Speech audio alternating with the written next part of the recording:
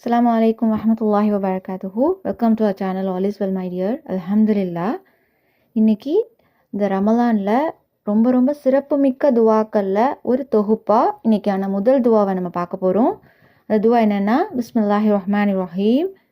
ஹஸ்பி அல்லாஹு லா இலாஹ இல்லாஹுவ அலைஹி தவக்கல்து வஹுவ ரப்புல் அர்ஷில் அலீம். ஹஸ்பி அல்லாஹு லா இலாஹ இல்லாஹுவ அலைஹி தவக்கல்து வஹுவ ரப்புல் அர்ஷில் அலீம்.